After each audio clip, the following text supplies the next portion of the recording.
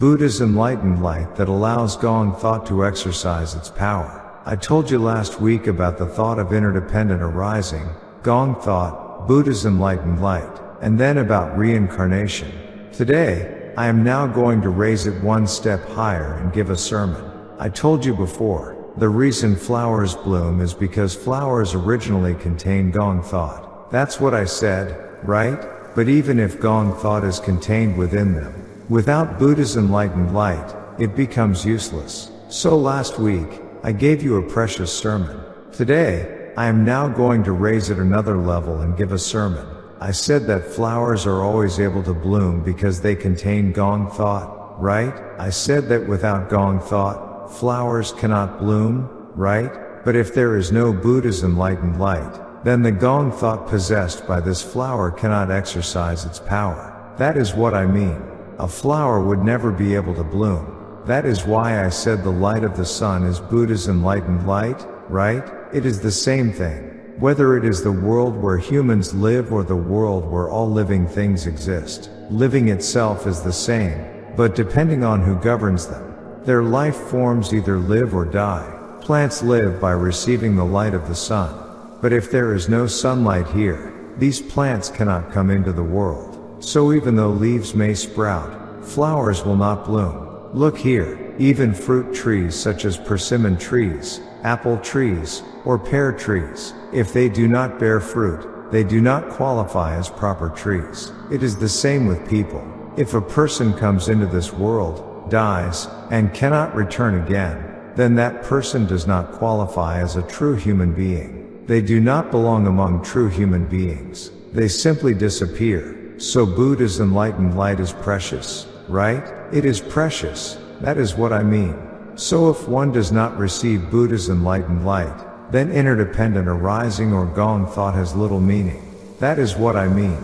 That is why Buddha's enlightened light is precious. There are so many human beings living on this earth. How could those countless human beings possibly reincarnate again through their own ability? They cannot. The one who brought the method that allows such living beings to return to the world again is Maitreya Buddha. No matter how much living beings struggle and strive, once they die, it is over. Even if someone is completely foolish, the one who dies and returns again is the true original. So no matter how great the thought of interdependent arising may be, if Gong thought is not contained within it, it cannot continue onward. The thought of interdependent arising refers to the very act of living daily life itself. Within that thought of interdependent arising, Gong thought is contained. Why? Because Gong thought must be present in order for things to continue on like this forever. Without Gong thought, it cannot continue onward. It simply interdependently arises for a single life and then ends.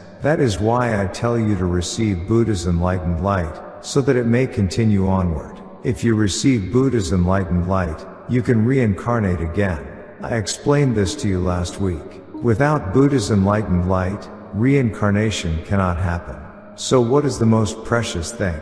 Among these four things, Buddha's enlightened light is the most precious. Without that light, everything simply ends. That is why, on this earth, only Maitreya Buddha alone possesses Buddha's enlightened light. Isn't that remarkable? Excessive competition for survival is not good. People eat rice every day to live, so they do not truly realize how precious rice is, but the price of rice is far too cheap. I have wanted to say this for a long time. Everyone, look carefully. How difficult is it for farmers to work in the scorching summer heat, and not just for a few days, but suffering for several months, then harvesting rice in the autumn. Yet one sack of rice is not even worth the price of a pair of sneakers. Do you know how much one sack of rice should really cost? If properly valued, it should be worth 10 million won. If you truly understand that farmers created it through sweat and tears, one sack of rice should originally be worth 10 million won.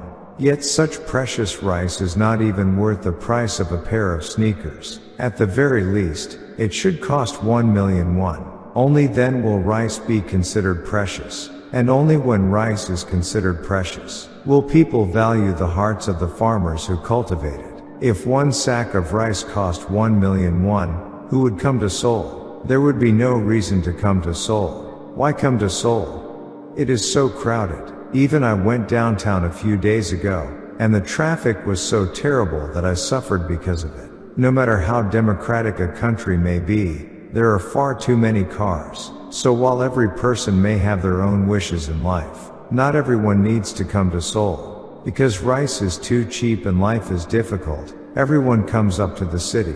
As a result, Seoul and the Gyeonggi area have become oversaturated, and the population is far too densely concentrated.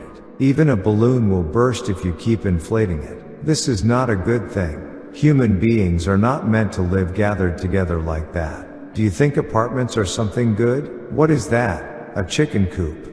Is that a place for people to live? What is so good about it? People must receive the earth's energy from the land. That is how human beings remain healthy.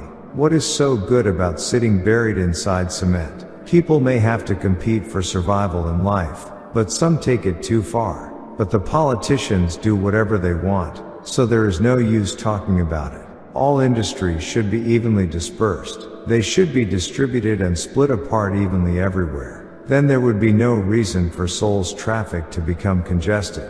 All people should live equally well and prosper equally. Why should only the rich people in Gangnam make money and live comfortably? If humanity is to live equally, things must be distributed equally. All industries should be divided evenly and distributed throughout the entire country. That way, one side will not live well while another side suffers in poverty. Everyone would live equally. Then there would be no reason for people to come to the land of Seoul and Gyeonggi province. Those places are good too, so why come to this crowded place? So it is not good when human beings gather together too densely. And what do you call that as well? Competition for survival. God and Hanyunim. Listen carefully. Christianity believes in God, right? Do you know who God is? God. Then who is Hanyunim? The Hanyunim spoken of in the national anthem. Until the east sea's waters and Mount Baekdu dry up, is Hanyunim. The one Christianity speaks of is God. They are different, completely different. So listen carefully. You know the Hanyunim mentioned in the national anthem, right? Hanyunim refers to heavenly gods. Whether a person is highly educated, uneducated, or ignorant, once they die, they all become spirits and rise up into the sky. And what happens to evil spirits who committed sins? When they die, the soul flies away. Since the physical body dies and can no longer function, the astral body within the body departs. As it departs, it eventually falls somewhere. It falls onto mountains, roadsides, or into water. And what happens once it falls? Like a soap bubble, it simply dissolves and disappears. If the astral body rises up into the sky, then it becomes a heavenly God. And what is the God that Christianity believes in? God is the God of the sun. The God of the sun. In some ways, it is actually a much higher sermon than traditional Buddhism. Why is that? Because those people did not attain awakening. They simply called it God. But originally it is the sun possessing Buddha's enlightened light. Christianity does not know that. Because it is the sun possessing Buddha's enlightened light, it has the light capable of enlightening and saving living beings. Originally, this is how it should be explained. But because those people were not properly studied and did not attain awakening, they are unable to express it that way. Therefore, Christianity possesses an enormously high religious consciousness compared to Buddhism. The Bodhisattva's behavior is Gong thought. People always talk about the Bodhisattva's behavior, right? Shall I speak about the Bodhisattva's behavior for a moment? There was a heavy smoker whose face had turned dark, and he looked as though he was about to die. Someone beside him thought, if this man does not take medicine, he will surely die. So he bought him good medicine and told him not to smoke. When the man took the medicine, it worked wonderfully. His body immediately improved. But after taking the medicine, do you think that person would smoke again or not? He smokes again. He smokes again. Then what happens to the person who bought the medicine? What happens to the person who brought him the medicine? Don't you know? That is why you must continually study. If you interpret the person who bought the medicine through Buddhism, that is called Gong thought. Do you know why? The person who took the medicine feels healthier, so he smokes again. But for the person who bought the medicine, that compassionate mind never disappears. Then when that person dies, he carries with him the good heart that bought the medicine. It does not vanish. So virtue and merit are not found somewhere else. This itself is virtue and merit. That bastard still smokes even after I bought him medicine. But that is that person's portion, not yours. So once you have done something for someone, it should end there. You must not look back on it afterward. That is what I mean.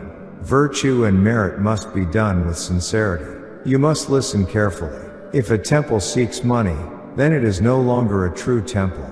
If you think, I did something good for the temple, then you cannot even become a Buddhist. That is not a true Buddhist. It simply means you did it in order to receive good fortune for yourself. If, with a good heart, you place flowers in this sanctuary, then other people see those beautiful flowers with their eyes. And how wonderful is that? Having them there is better than not having them at all. So you must not think, I am the one who brought and placed these here. If many people see them and say they are beautiful, then that alone should make you feel happy.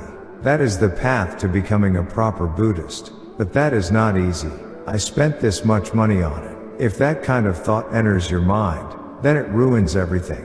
I should earn money and do good deeds for many living beings. Do you know how difficult that is? It is difficult. Everyone, you must have that kind of heart in order to attain Buddhahood. Do you think just anyone attains Buddhahood? Just because someone goes to the Yonghwa World does not mean they all attain Buddhahood. Even in the Yonghwa World, attaining Buddhahood is separate. It is separate. Even in the spirit world, those who attain Buddhahood have different clothing and appearances. And there are so many people attending and serving them from behind that they cannot even be counted. Tens of millions perform servant duties for them. That is how tremendously honored and treated they are. It is not that they ask to be treated that way, yet they receive such treatment. And they continue to receive it until the end of the earth. So living a long life and having a lot of money are not what make life good. While living, one must create good fortune and accumulate good virtue and merit. If you fail to accumulate virtue and merit, then life simply ends after using up all the fortune you possessed. Look, you brought only this much with you. Death means using all of it up and then departing. After death, you possess nothing at all. You already used everything up, so what would remain? That is why, after dying and leaving, there is nothing. Virtue and merit are done according to one's own ability, not through stealing. Doing a lot does not necessarily make it good. You only need to do it with sincerity according to your heart.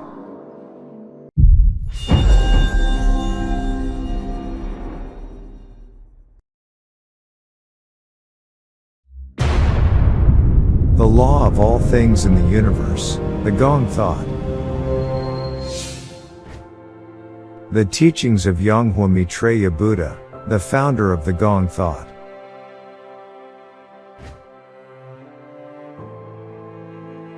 An enlightened Buddha emits light from his body and saves living beings with Buddha's enlightened light. The light of the sun that creates all things is Buddha's enlightened light. And only the Buddha's enlightened light of an enlightened Buddha can make humans reincarnate. The Buddha's enlightened light of the living Buddha. That is precisely the Gong thought.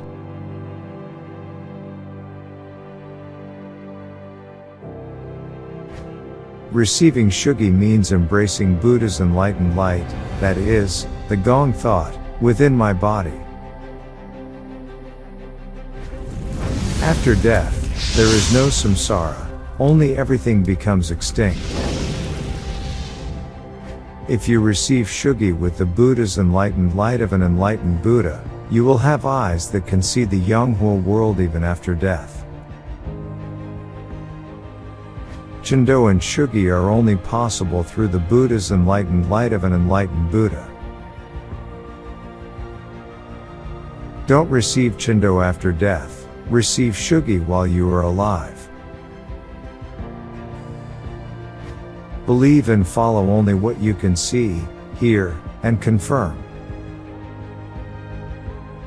The dead cannot arise interdependently, only the living can arise interdependently. Just as gold cannot be made artificially, a Buddha comes as a Buddha from the beginning, and a living being cannot become a Buddha through prayer or Zen meditation. However, those who have received Shugi can receive Buddha's enlightened light and become living Buddhas. All these Gong thought were created by Yonghwa Maitreya Buddha. Like the sky and the earth, the sea and the mountains, the source of life and creation, the limitless and eternal truth, the Gong thought.